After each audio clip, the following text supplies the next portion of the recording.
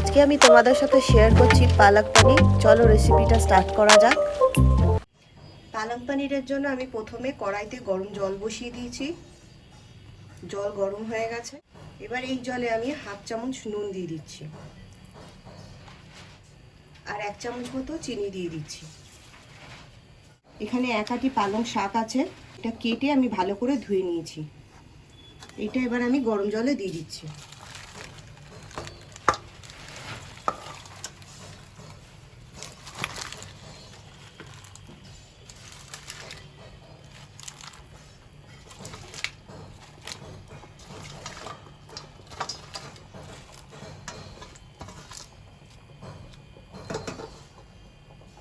পালং শাকটাকে এবার ভালো করে সিদ্ধ করে নিচ্ছি। সিদ্ধ করা হয়ে গেছে, বেশিক্ষণ সিদ্ধ করব না, অল্প একটুখানি সিদ্ধ করে নিয়েছি। এবার এটাকে তুলে আমি এই ঠান্ডা জলে দিয়ে দেবো।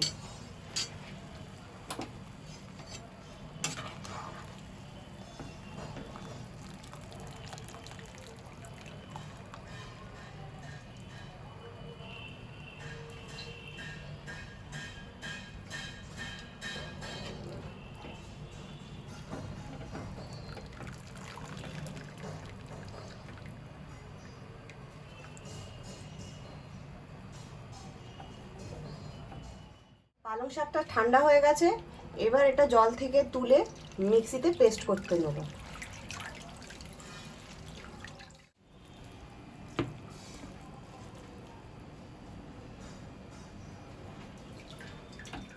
আর দেবো 1 আটি ধনেপাতা, আর দেবো 5টা কাঁচা লঙ্কা,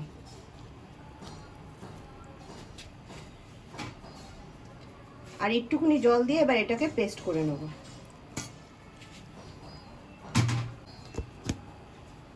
পালং শাকটা পেস্ট করা হয়ে গেছে। এই যে এখানে আমি 250 গ্রাম পনির নিয়েছি।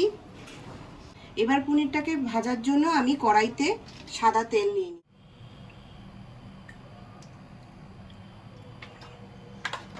আর দিচ্ছি হাফ চামচ মতো বাটার।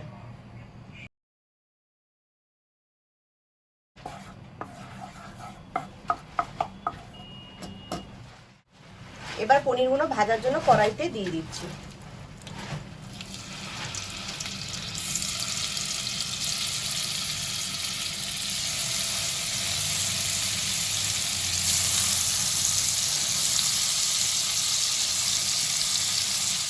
এবার পনিরের উপর একটুখানি নুন দিচ্ছি, একটুখানি হলুদ দিচ্ছি,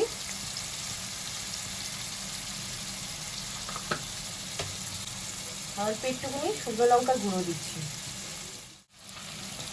পনিরটাকে হালকা করে এবার ভেজে নিই।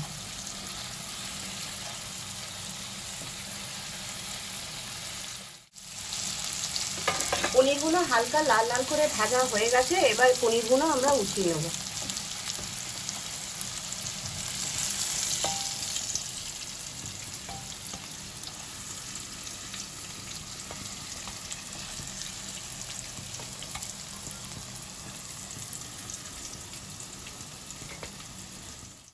ওই তেলের মধ্যে এবার আরেকটু বাটার দিয়ে দিলাম।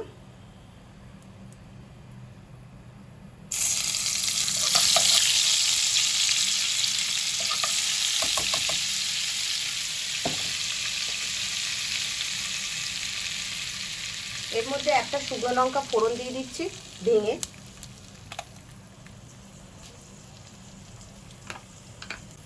আর দিচ্ছি হাফ চামচ মতো গোটা জিরে। এবার এর মধ্যে 5-6টা রসুন কুচি করে নিয়েছি, সেটা ফোড়নে দিয়ে দিচ্ছি।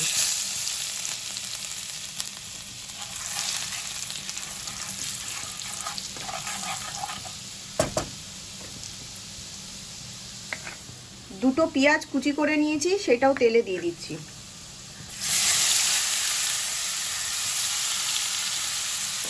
এটা এবার হালকা লাল করে ভেজে,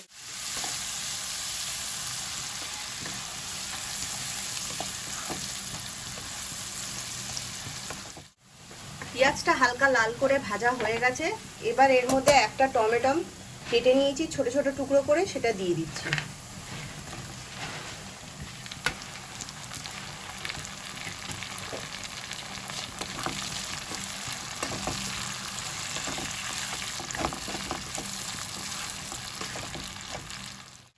মধ্যে হাফ চামচ নুন দিয়ে ভালো করে ভেজে নিই।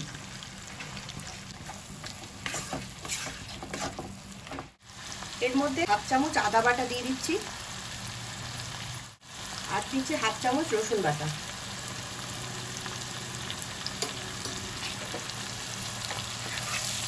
এবার এটাকে ভালো করে কষিয়ে নিই।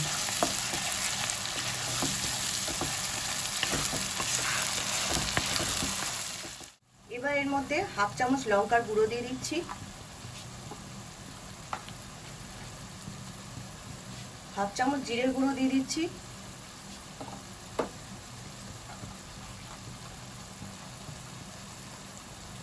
হাফ চামচ ধনের গুঁড়ো দিয়ে দিচ্ছি,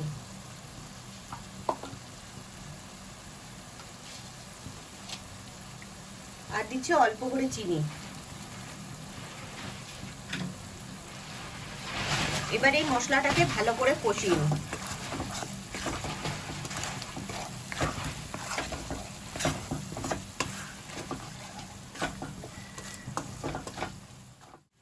এবার এর মধ্যে 2 চামচ মতো টক দই দিয়ে দিচ্ছি।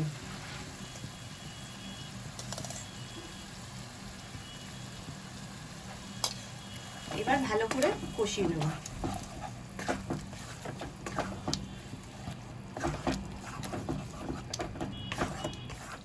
মশলাটা কষানো হয়ে গেছে, এবার পালং শাক বাটাটা দিয়ে দেবো।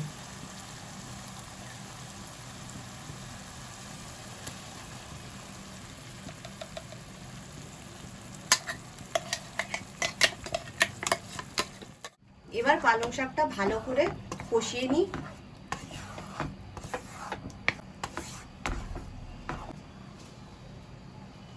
কিছুক্ষণের জন্য পালং শাকটা একটু ঢাকা দিয়ে রাখছি।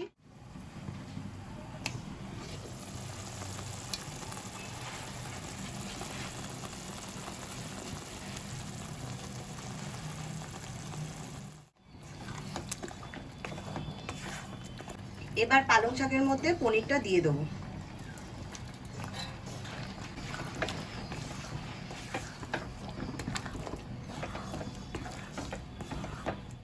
তারপরে এর মধ্যে আমি দুধের শট দিয়ে দিচ্ছি। না, আমার কাছে তো ফ্রেশ ক্রিম নেই, তাই আমি দুধের শট দিয়ে দিচ্ছি।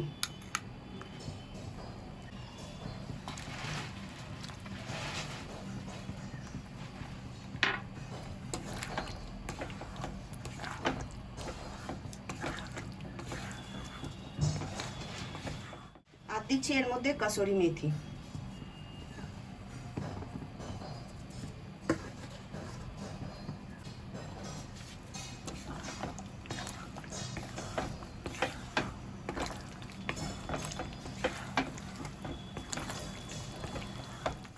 আর দিয়ে দিচ্ছি এখানে হাফ চামচের মতো গরম মশলা।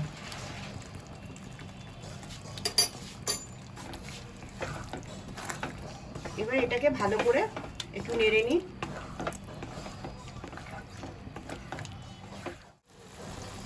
এবার আমি এর মধ্যে 1 চামচ বাটার দিয়ে পনিরটাকে নাবিয়ে দেবো।